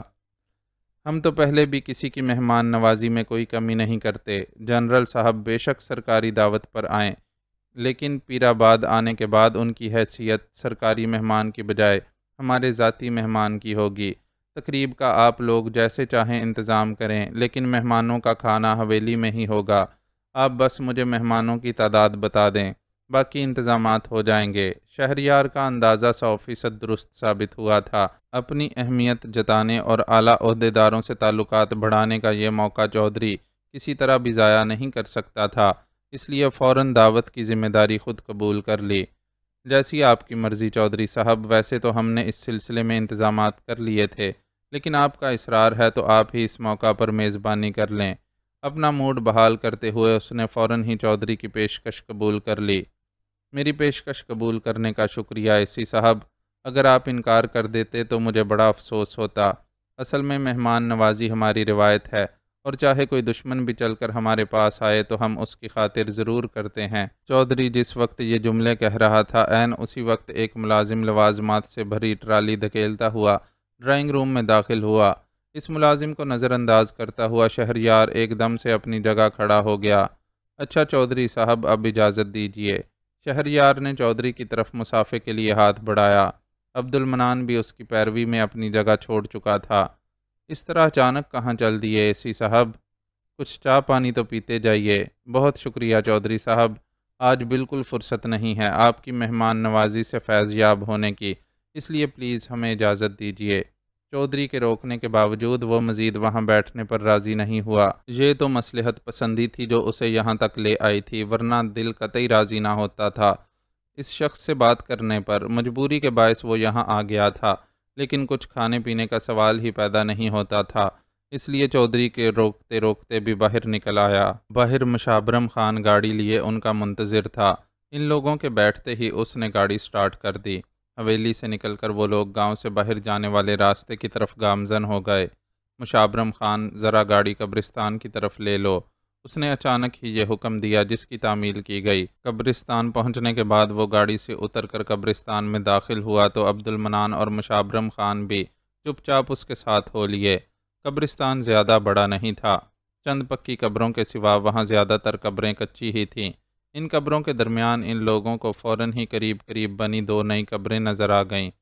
قبروں پر کتبے موجود نہیں تھے، لیکن وہ لوگ اندازہ کر سکتے تھے کہ یہ قبریں تھوڑے دنوں کے وقفے سے مرنے والی ان دونوں سگی بہنوں کی ہیں، جو زندگی سے اپنے حصے کی خوشیاں وصول کیے بغیر ہی دنیا سے چلی گئی تھیں۔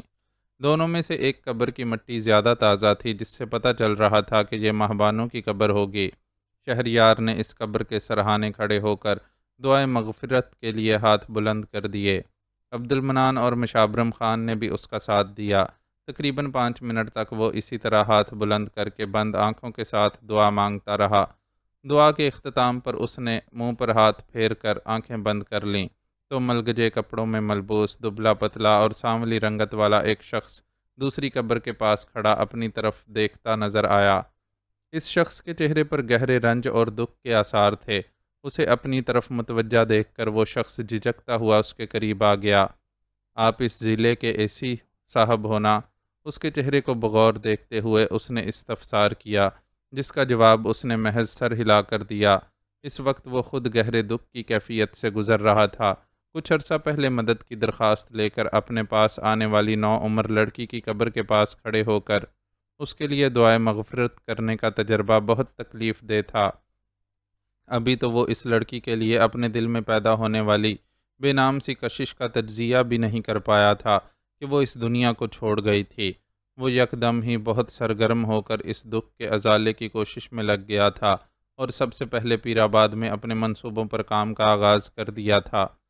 سنا ہے آپ ہمارے پنڈ میں ہسپتال بنوا رہے ہیں، یہ آپ کا ہم لوگوں پر بڑا احسان ہوگا۔ اس کی طرف سے تصدیق ہو جانے پر وہ شخص اس کا ہاتھ تھام کر بڑی عاجزی سے بولا اور پھوٹ پھوٹ کر رونے لگا۔ شہریار کے اشارے پر مشابرم خان نے بڑھ کر اسے سنبھالا۔ تم کون ہو؟ کیا نام ہے تمہارا؟ وہ شخص سنبھلا تو اس نے اس سے پوچھا۔ میں انور ہوں جی، یہ میری گھر والی کی قبر ہے۔ بیاہ کے 2 برس بعد ہی ہمیں خوشخبری ملی تھی، پر جانے پھر اچانک کیا ہوا کہ اس بیچاری کی طبیعت بگڑ گئی۔ ادھر پنڈ میں کوئی ڈاکٹر تو ہے نہیں، دائی ہی ٹونے ٹوٹ کے آزماتی رہی، پر جب کوئی فائدہ نہ ہی ہوا تو اس نے کہہ دیا کہ اپنی گھر والی کو شہر کے ہسپتال لے جاؤ۔ ہسپتال لے جانے کے لیے میرے پاس کوئی انتظام نہیں تھا۔ میں نے منشی جی کی بہت خوشامد کی کہ حویلی کی کسی گڈی میں میری گھر والی کو ہسپتال پہنچا دیں، پر غریبوں کی کون سنتا ہے جی۔ میں نے بھاگ دوڑ کر کے بڑی مشکل سے جب تک سواری کا بندوبست کیا تب تک دیر ہو چکی تھی۔ بیچاری میری گھر والی راستے میں ہی تڑپ تڑپ کر مر گئی۔ اس کی آنکھوں سے ایک بار پھر آنسو جاری ہو گئے۔ مجھے ان حالات کے بارے میں معلوم ہے انور، مجھے معلوم ہے کہ علاج کی سہولت نہ ہونے کی وجہ سے اکثر اس قسم کے واقعات پیش آتے رہتے ہیں۔ اس لیے میں نے فیصلہ کیا ہے کہ پیر آباد سمیت دوسرے دیہاتوں میں بھی جلد از جلد ایسے ہسپتال بنائے جائیں جہاں لوگوں کا بروقت علاج ہو سکے۔ تمہاری بیوی کی موت کا سن کر مجھے بہت افسوس ہوا ہے۔ بس اب تم دعا کرو کہ جلد یہاں ہسپتال بن جائے تاکہ تمہاری جیسی تکلیف کسی دوسرے کو نہ اٹھانی پڑے۔ شہریار نے اس کا شانہ تھپکتے ہوئے کہا تو اس نے خود پر قابو پاتے ہوئے ہتھیلی کی پشت سے اپنے آنسو پونچھ ڈالے اور ذرا جوش سے بولا، اگر میرے لائق کوئی خدمت ہو تو بتائیں صاحب، ابھی تو ایسی کوئی ضرورت نہیں۔ ویسے تم یہ بتاؤ کہ کام کیا کرتے ہو؟ اس نے یہی پوچھ لیا۔ کام مجھے سارے آتے ہیں، بڑا دم ہے میرے بازوؤں میں۔ منشی مجھے جس کام پر بھی لگا دے میں آرام سے کر لیتا ہوں۔ آپ کو کبھی ضرورت ہو تو آزما کر دیکھ لینا۔ وہ سینہ تان کر فخر سے بولا تو شہریار نے پرخیال نظروں سے اس کی طرف دیکھا۔ یہ دکھی آدمی جو چودھری کے منشی کے خلاف دل میں شکوہ بھی رکھتا تھا، اس کے لیے کارآمد بھی ثابت ہو سکتا تھا۔ ٹھیک ہے انور، ابھی تو نہیں، لیکن ضرورت پڑنے پر میں تمہیں ضرور آزماؤں گا۔ تم ذہنی طور پر تیار رہنا۔ وہ انور کا شانہ تھپ تھپاتے ہوئے قبرستان سے نکلنے والے راستے کی طرف چل پڑا۔ بہت سے کاموں کا بوجھ سر پر ہونے کے باوجود اس کا ذہن انور کے بارے میں بھی سوچ رہا تھا۔ اگر اپنے دعوے کے مطابق واقعی وہ بہت کارآمد آدمی تھا تو اس سے کئی اہم کام لیے جا سکتے تھے۔ آخری جملہ تحریر کرنے کے بعد اس نے قلم بند کر کے قلم دان میں رکھا تو بے حد مطمئن اور خوش تھا۔ آج کی تقریب بہت شاندار رہی تھی۔ مرکز صحت کا سنگ بنیاد رکھنے کے بعد جنرل توحید اپنے ساتھیوں کے ساتھ اسکول آئے تھے۔ انہوں نے اسکول کی چھوٹی سی عمارت کو دیکھ کر بہت خوشی کا اظہار کیا تھا اور یقین دہانی کروائی تھی کہ مستقبل میں اس اسکول کی عمارت میں توسیع کے سلسلے میں وہ بھرپور کردار ادا کریں گے اور ایک دن یہ چھوٹا سا اسکول ہائی اسکول اور کالج کے درجے تک پہنچ جائے گا۔ انہوں نے بہت مؤثر الفاظ میں گاؤں کے لوگوں کو تعلیم کی طرف راغب کرنے کی بھی کوشش کی تھی۔ تقریب میں شریک گاؤں والوں کے پرجوش رد عمل نے ظاہر کیا تھا کہ وہ ان کی باتوں سے متاثر ہوئے ہیں۔ تقریب میں چودھری افتخار کے علاوہ ارد گرد کے دوسرے زمینداروں نے بھی شرکت کی تھی اور ناچار ہی صحیح اس تعلیمی پروگرام کو سراہا تھا۔ موبائل کمپنی والے بھی اس تقریب میں بڑے سرگرم رہے تھے۔ میڈیا کوریج سے فائدہ اٹھاتے ہوئے انہوں نے اپنی پبلسٹی مہم بھرپور طریقے سے چلائی تھی۔ لوگوں کو موبائل کے استعمال کی طرف راغب کرنے کے لیے انہوں نے اپنی موبائل کمپنی کی سم کے ساتھ چند موبائل سیٹ مفت تقسیم کیے تھے۔ آفتاب اور منیب کو بھی ایک ایک سیٹ دیا گیا تھا۔ مجموعی طور پر تقریب بہت کامیاب رہی تھی اور اس وقت آفتاب نے اس تقریب سے متعلق رپورٹ بھی لکھ کر مکمل کی تھی۔ اس رپورٹ کو اتوار کی اشاعت میں شامل ہونا تھا۔ یہ رپورٹ اس نے ایک فیچر کی شکل میں لکھی تھی جس میں پیر آباد کے ساتھ ساتھ ارد گرد کے دیگر دیہاتوں کے مسائل کا احاطہ کرتے ہوئے ان علاقوں میں فروغ تعلیم کی ضرورت پر زور دیتے ہوئے مخیر حضرات کو اس کار خیر میں شامل ہونے کی دعوت دی گئی تھی۔ اخبار بین طبقے میں اے منشا کا نام معتبر تھا اور وہ اسے ایک حق پرست قلمکار کی حیثیت سے پسند کرتے تھے، اس لیے اس بات کا اچھا خاصا امکان تھا کہ وہ اس کی اپیل پر ضرور متوجہ ہوتے۔ وہ اس معاملے میں اتنا پرجوش تھا کہ پچھلے 2 دن کی مسلسل محنت اور آج کی تقریب کی مصروفیت کی وجہ سے ہونے والی تھکن کو قطعی نظر انداز کر کے قلم تھام کر بیٹھ گیا تھا۔ منیب کی نیند خراب نہ ہو، اس خیال سے اس نے کمرے کی ٹیوب لائٹ بند کر کے ٹیبل لیمپ کی روشنی میں اپنا کام مکمل کیا تھا۔ مسلسل جھکے جھکے لکھتے رہنے کی وجہ سے اکڑ جانے والی گردن کا تناؤ ذرا کم ہوا تو وہ اپنی جگہ سے اٹھ کر اس کھڑکی تک آ گیا جو باہر کی طرف کھلتی تھی۔ کھڑکی کھول کر اس نے باہر جھانکا۔ باہر رات کا مخصوص اندھیرا اور سناٹا پھیلا ہوا تھا، بس صرف چاند کی روشنی تھی جس میں وہ اسکول کا ہیولہ اور ارد گرد کا دھندلا سا منظر دیکھ سکتا تھا۔ ارد گرد کے منظر سے تو اسے اتنی دلچسپی نہیں تھی، لیکن اسکول کے اس خوابوں کی شاہراہ تعبیر پر آنے والا پہلا سنگ میل تھا، اس لیے وہ اسے بہت محبت پاش نظروں سے دیکھنے میں منہمک تھا۔ مشکل سے 2 منٹ ہی گزرے تھے کہ منظر میں پیش آنے والی ایک متحرک تبدیلی نے اسے چونکا دیا۔ وہ 2 آدمی تھے جو آس پاس محتاط نظروں سے دیکھتے ہوئے اسکول کی طرف بڑھ رہے تھے۔ آفتاب نے کھڑکی تک آنے سے قبل ٹیبل لیمپ بجھا نہ دیا ہوتا تو وہ کھلی کھڑکی سے آنے والی روشنی کی وجہ سے اس کی طرف متوجہ ہو سکتے تھے، لیکن اس وقت وہ اسے نہیں دیکھ سکے تھے۔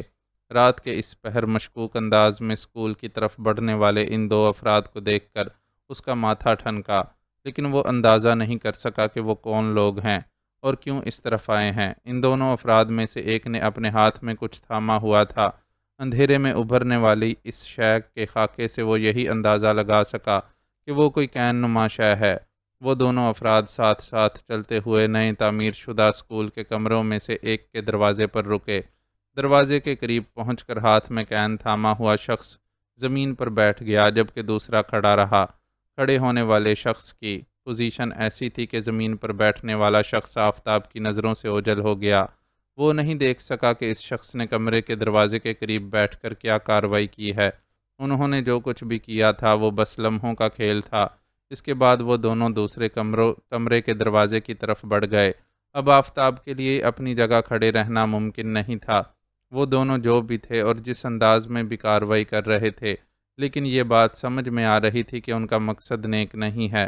وہ اندھیرے میں ہی تیزی سے کمرے کا دروازہ کھول کر باہر نکلا اور ان دونوں کو للکارا، کون ہو تم لوگ اور کیا کر رہے ہو؟ اس کی للکار پر وہ دونوں تیزی سے پلٹے۔ اسی وقت اس نے فضا میں پھیلی پیٹرول کی بو محسوس کی۔ لمحہ بھر میں ہی اس پر ظاہر ہو گیا کہ وہ لوگ کیا کرنے جا رہے ہیں۔ رک جاؤ، چیخنے کے انداز میں بولتا ہوا آفتاب تیزی سے ان کی طرف لپکا، لیکن اس سے تھوڑی سی تاخیر ہو گئی تھی۔ اس کے ان لوگوں تک پہنچنے سے قبل ہی فضا میں ایک شعلہ سا ابھرا۔ یہ ننھا سا شعلہ ماچس کی جلتی ہوئی تیلی کا تھا، جس نے تیلی جلانے والے کے ہاتھ سے تیزی سے نیچے کا سفر طے کیا اور دیکھتے ہی دیکھتے وہاں خوفناک شعلے بھڑکنے لگے۔ ان شعلوں کو بھڑکانے کے ذمہ داروں نے وہاں رک کر آفتاب کا مقابلہ کرنے کے بجائے پھرتی سے راہ فرار اختیار کر لی، لیکن وہ اس سارے منظر کو دیکھ کر خود اس بری طرح بھڑک اٹھا تھا کہ انہیں بھاگنے کا موقع دینے کے لیے تیار نہیں تھا۔ پوری قوت سے دوڑتا ہوا وہ ان لوگوں کی طرف لپکا اور بھاگنے والوں میں سے ایک کی گردن پیچھے سے دبوچ لی۔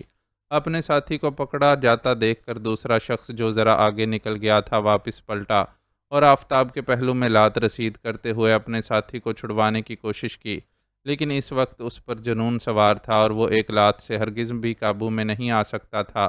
پہلے شخص کی گردن بائیں ہاتھ میں جکڑے جکڑے اس نے خود پر حملہ کرنے والے دوسرے شخص کی ناک پر دائیں ہاتھ سے ایک زوردار مکہ مارا اور پھر اسے سنبھلنے کا موقع دیے بغیر اس پر اس کے ساتھی کو اس انداز میں دھکیلا کہ دونوں کے سر ایک دوسرے سے بری طرح ٹکرائے اور ان کے حلق سے زوردار چیخیں نکلیں، مگر پھر وہ دونوں سنبھل گئے اور خونخوار انداز میں اس کی طرف لپکے۔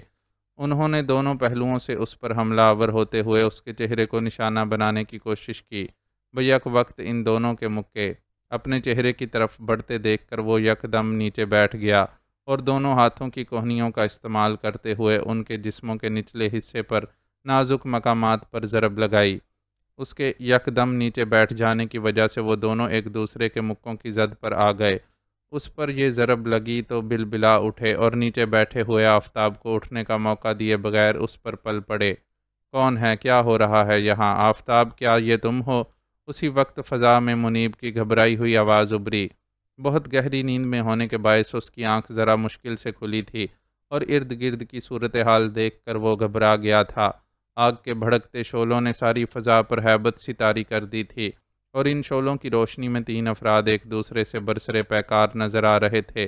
ان میں سے 2 کے چہروں پر سیاہ نقاب تھے، اور انہوں نے جس تیسرے فرد کو اپنی زد میں پر لیا ہوا تھا، وہ ان کے درمیان گرا ہونے کی وجہ سے واضح طور پر نظر نہیں آ رہا تھا، لیکن کپڑوں کی وجہ سے منیب نے اندازہ لگا لیا تھا کہ وہ آفتاب ہے۔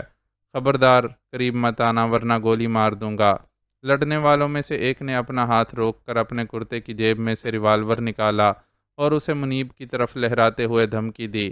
وہ جہاں تھا وہیں رک گیا۔ بس اب تم بھی سیدھے ہو جاؤ، ہمیں خون خرابے کا حکم نہیں، اس لیے اب تک تمہیں بخشا ہوا ہے، لیکن اب ہمارا راستہ روکنے کی کوشش کی تو اچھا نہیں ہوگا۔ منیب کو آسانی سے پسپا ہوتا دیکھ کر اس نے اپنے ریوالور کا رخ آفتاب کی طرف کیا۔ وہ اب بھی ہاتھ پیر چلاتا ہوا اپنے مقابل کو زک پہنچانے کی کوشش کر رہا تھا۔ ریوالور بردار کی دھمکی کا بھی اس پر کوئی اثر نہیں ہوا، اور اس کی طرف توجہ دیے بغیر اس نے ایک زوردار پنچ اپنے حریف کی آنکھوں کے نیچے دے مارا۔ اس کی اس حرکت پر ریوالور بردار شخص بری طرح تلملایا اور لات گھما کر زور سے اس کی کن پٹی پر ماری۔ یہ ضرب خاصی شدید تھی۔ آفتاب الٹ کر پیچھے جا گرا۔ چل یار، نکل بھاگیں، لگتا ہے گاؤں والے جاگ گئے ہیں اور اسی طرف آ رہے ہیں۔ فضا میں ابھرتے ہلکے ہلکے شور کی آواز سن کر ریوالور بردار نے اپنے ساتھی سے کہا، اور اس کا ہاتھ تھام کر اسے کھڑا کرتے ہوئے ایک سمت دوڑ لگانے کی کوشش کی۔ فضا میں ابھرتے شور کی بنبناہٹ آفتاب نے بھی سن لی تھی۔ اسے امید تھی کہ اگر وہ کچھ دیر اور ان دونوں کو روکنے میں کامیاب ہو گیا تو گاؤں والے وہاں پہنچ جائیں گے۔ وہ لوگ پہنچ جاتے تو پھر ان دونوں کا وہاں سے بچ نکلنا مشکل ہو جاتا۔ وقت کی یہ چھوٹی سی مہلت حاصل کرنے کے لیے اس نے اپنی تمام تر ہمتیں مجتمع کیں، اور الٹ کر گرنے کے بعد کسی نکیلے پتھر کی زد میں آ کر پھٹ جانے والے اپنے سر کی تکلیف پر قابو پاتا ہوا ان دونوں کے پیچھے لپکا۔ آوازیں اب بہت قریب آ چکی تھیں، چنانچہ اس بار ریوالور بردار نے اپنے لیے کوئی خطرہ مول لینا مناسب نہیں سمجھا، اور ریوالور کا رخ اس کی طرف کرتے ہوئے گولی چلا دی۔ جوش میں آگے بڑھتے ہوئے آفتاب کو ایک جھٹکا لگا، اور اپنی دائیں ٹانگ کی ران میں دہکتے ہوئے انگارے کی اذیت محسوس کرتا ہوا وہ نیچے گر گیا۔ حملہ آور اس کی طرف سے مطمئن ہو کر فاصلے پر بندھے گھوڑوں تک پہنچے اور لپک کر ان پر سوار ہوتے ہوئے برق کی طرح نکل بھاگے۔ ان کے یہ گھوڑے پہلے اس کی نظر میں نہیں آئے تھے۔ آ بھی جاتے تو وہ کیا کر لیتا؟ جتنی کوشش وہ کر سکتا تھا اپنی جان کی بازی لگا کر چکا، اور اب بے بسی سے زمین پر گرا، بلند سے بلند تر ہوتے آگ کے شعلوں کی رقص کرتی روشنی میں ان کو بھڑکانے والوں کو فرار ہوتا دیکھ رہا تھا۔ ان شعلوں میں کیا کچھ جلا تھا یہ حساب تو بعد میں ہی ہونا تھا، لیکن اپنے خوابوں کو یوں جلتا دیکھنا بہت تکلیف دہ تھا۔ اس آگ کی جلن اپنے روم روم میں محسوس کرتا ہوا وہ کب ہوش و حواس سے بیگانہ ہو گیا، خود اسے بھی علم نہیں ہو سکا۔ کل تک جو عمارت رنگوں سے مزین تھی، آج ایک سیاہ ڈھانچے کی صورت میں کھڑی تھی۔ آگ نے اس کی ساری خوبصورتی کو چاٹ لیا تھا۔ کمروں میں ڈالا گیا نیا فرنیچر، دیواروں پر لگے سافٹ بورڈز، چارٹس اور وہ آرائشی جھنڈیاں جو کل کی تقریب کے اہتمام کے لیے بطور خاص لگائی گئی تھیں، سب جل کر خاک ہو گئی تھیں۔ وہ گمبھیر خاموشی کے ساتھ ہونٹ بھینچے ساری تباہی کا جائزہ لے رہا تھا۔ اس تباہی کے پیچھے کس کا ہاتھ ہے، اس معاملے میں اسے کوئی شک نہیں تھا۔ پیر آباد کے اس اسکول کی ترقی سے سب سے زیادہ تکلیف ایک ہی شخص کو تھی، اور وہ شخص چودھری افتخار تھا۔ اپنی منافقانہ خصلت سے کام لیتے ہوئے اس نے ماتھے پر شکن ڈالے بغیر کل کی تقریب میں شرکت بھی کی تھی، اسکول کی توسیع پر خوشی کا اظہار بھی کیا، اور آنے والے معزز مہمان کی ضیافت کا بھرپور انتظام بھی کیا، لیکن موقع ملتے ہی پہلی فرصت میں اپنی چال چل گیا تھا۔ آگ اتنی خوفناک تھی کہ اس نے بھی نئے تعمیر شدہ کمروں کے ساتھ ساتھ پرانے کمروں کو بھی نقصان پہنچایا تھا۔ پیٹرول کی آگ ویسے ہی خطرناک ہوتی ہے، مزید یہ کہ اس جگہ تک کوئی ہنگامی امداد پہنچانا بھی آسان نہیں تھا۔ ابتدا میں تو گاؤں والوں نے ہی بالٹیوں وغیرہ سے پانی ڈال کر آگ بجھانے کی کوشش کی، لیکن اس کوشش سے آگ اور بھی بھڑک اٹھی۔ ان حالات میں بس ایک اچھی بات یہ ہوئی کہ منیب نے اپنے موبائل فون سے ہنگامی امداد کے لیے کال کر دی۔ چودھری کی بدولت قائم ہونے والے موبائل کمپنی کے نیٹ ورک نے اس برے وقت میں بڑا ساتھ دیا۔ فون کال پر آگ بجھانے والی گاڑیاں اور ایمبولینس فوری طور پر پیر آباد روانہ کر دی گئیں۔ ایمبولینس پہنچنے تک زخمی آفتاب کو گاؤں کے لوگوں نے اپنے طور پر ابتدائی طبی امداد دے دی تھی، لیکن سر پر لگنے والی چوٹ اور ران پر گولی کے باعث آنے والا زخم مہلک تھا۔ ان زخموں سے اس کا خون کافی بہہ گیا تھا۔ شہریار کو صبح سے قبل ہی اس حادثے کی خبر ہو گئی تھی، لیکن فوری طور پر پیر آباد آنے کے بجائے اس نے نور کوٹ کے اس چھوٹے سے ہسپتال جانا زیادہ مناسب سمجھا، جہاں آفتاب کو لے جایا گیا تھا۔ اس ہسپتال میں طبی سہولیات بہت کم تھیں۔ وہاں ڈیوٹی پر موجود ڈاکٹر سے جو کچھ بن پڑا تھا وہ اس نے اپنے طور پر کر دیا تھا، اور پھر اس کے حکم پر آفتاب کو فوری طور پر لاہور کے لیے روانہ کر دیا گیا تھا۔ آفتاب کی زندگی اس کے لیے بہت قیمتی تھی، اس لیے اسے بچانے کے لیے وہ اپنے تمام تر اختیارات کو بروئے کار لے آیا تھا۔ نور کوٹ سے ایمبولینس کی روانگی کے ساتھ ہی ایک ایمبولینس لاہور سے بھی روانہ ہوئی تھی۔ اس ایمبولینس میں جدید سہولیات کے ساتھ ایک ڈاکٹر اور میل نرس بھی موجود تھا۔ یہ انتظام اس لیے تھا کہ یہاں سے جانے اور لاہور سے آنے والی ایمبولینس جس مقام پر بھی آپس میں ملیں، آفتاب کو لاہور والی ایمبولینس میں منتقل کر کے راستے میں ہی بہتر طبی امداد کی فراہمی شروع کر دی جائے۔ اس کی یہ حکمت عملی بہت کامیاب رہی تھی، اور صبح یہاں کے لیے روانہ ہونے سے قبل اسے اطلاع مل گئی تھی کہ آفتاب کی جان اب خطرے سے باہر ہے۔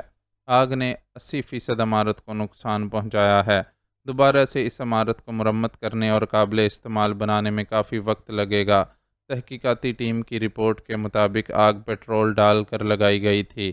آگ کس نے اور کیوں لگائی، اس سلسلے میں ابھی حقائق سامنے نہیں آ سکے تھے۔ وقوعہ کے ایک گواہ ماسٹر منیب سے ہمیں جو معلومات حاصل ہوئی ہیں، اس کے مطابق رات کے آخری پہر اس کی آنکھ عجیب و غریب شور کی آوازوں سے کھلی تھی۔ کمرے کی کھڑکی اور دروازہ کھلا ہوا تھا اور ماسٹر آفتاب کمرے میں موجود نہیں تھا۔ منیب نے باہر آ کر دیکھا تو اسے ماسٹر آفتاب دو نقاب پوشوں سے لڑتا ہوا نظر آیا۔ اس نے اس لڑائی میں دخل دینا چاہا تو حملہ آوروں میں سے ایک نے ریوالور دکھا کر اسے دور رہنے پر مجبور کر دیا۔ ماسٹر آفتاب کو بھی اس نے گولی مارنے کی دھمکی دی تھی، لیکن وہ جوش میں اس دھمکی کو خاطر میں نہیں لایا اور حملہ آوروں کے فرار کی راہ میں مزاحم ہونے کی کوشش کی۔ طیش میں آ کر دھمکی دینے والے نے اس پر گولی چلا دی۔ لڑائی کے دوران وہ پہلے ہی اچھا خاصا زخمی ہو چکا تھا۔ گولی لگنے کے بعد بالکل ہی حواس کھو بیٹھا۔ حملہ آور اسے گولی مارنے کے بعد اپنے گھوڑوں پر بیٹھ کر فرار ہو گئے تھے۔ کھوجی کے ذریعے گھوڑوں کے سموں کا کھوج لگانے کی کوشش بھی بیکار گئی۔ ان لوگوں نے فرار کے لیے ایسا راستہ اختیار کیا کہ کھوج مل ہی نہیں سکا۔ اب ہمارے پاس واحد آپشن یہی ہے کہ ماسٹر آفتاب ہوش میں آنے کے بعد کوئی ایسی بات بتا دے جس سے حملہ آوروں کے بارے میں کوئی کلو مل سکے۔ اس نے حملہ آوروں سے براہ راست مقابلہ کیا تھا۔ اس مقابلے کے دوران ہو سکتا ہے اس نے ان لوگوں کو شناخت کر لیا ہو۔ ان لوگوں سے اس کی کوئی ذاتی دشمنی بھی ہو سکتی ہے۔ اس کے ساتھ وہاں موجود ایس پی ایس اسے واقعے کے بارے میں بریف کرتے ہوئے اپنی رائے بھی دے رہا تھا۔ اس کے آخری جملے نے شہریار کے تن بدن میں آگ لگا دی۔ وہ جانتا تھا کہ ایس پی اس حادثے اور اس کے ذمہ داروں سے واقف تھا، لیکن پھر بھی معاملے کو ایسا رخ دینے کی کوشش کر رہا تھا جس سے کسی حد تک واقعے کی ذمہ داری آفتاب پر تھوپی جا سکے۔ ماسٹر آفتاب نہ کوئی لٹیرا ہے، نہ جاگیردار، اور نہ ہی کوئی اعلیٰ عہدیدار، اس لیے اس کی کسی سے اتنی شدید ذاتی دشمنی کا سوال ہی پیدا نہیں ہوتا۔ اور ویسے بھی واقعہ جس انداز میں پیش آیا ہے، اس سے صاف ظاہر ہے کہ مجرم اسکول کی عمارت کو نقصان پہنچانے آئے تھے۔ اگر انہیں آفتاب سے کوئی ذاتی دشمنی ہوتی تو وہ اتنا لمبا کھڑاک پالنے کے بجائے سیدھے سیدھے اسے گولی مار کر ختم کر سکتے تھے۔ اس لیے پلیز آپ اپنی تفتیشی ٹیم سے کہیں کہ ماسٹر آفتاب کی ذات کو فوکس کرنے کی بجائے واقعے کی نوعیت کو فوکس کریں، اور ان لوگوں کے بارے میں جاننے کی کوشش کریں جنہیں یہاں اسکول کے وجود پر اعتراض ہے۔ بے حد رکھائی سے ایس پی کی بات کا جواب دے کر وہ اپنے ساتھ ہی موجود عبد المنان کی طرف متوجہ ہو گیا۔ عبد المنان، سارے نقصان کا تخمینہ لگواؤ اور ساتھ ہی فوری طور پر یہ بھی حساب لگاؤ کہ اسکول کی عمارت کو کم سے کم عرصے میں دوبارہ اسٹیبلش کرنے میں کتنے اخراجات آئیں گے۔ میں زیادہ دن تک اس اسکول کو بند نہیں دیکھنا چاہتا، اور ہاں، اس بار سیکیورٹی کے لیے بھی کوئی معقول انتظام کر لینا۔ جنہوں نے ایک بار یہ حرکت کی ہے وہ دوبارہ بھی ایسی کوئی کوشش کر سکتے ہیں۔ ان سازشی عناصر کی کوئی اور کوشش دوبارہ ہرگز کامیاب نہیں ہونی چاہیے۔ سخت لہجے میں احکامات جاری کر کے وہ اپنی گاڑی کی طرف بڑھ گیا۔ معزز ناظرین و سامعین، لائک، کمنٹس اور شیئر ضرور کریں۔ شکریہ۔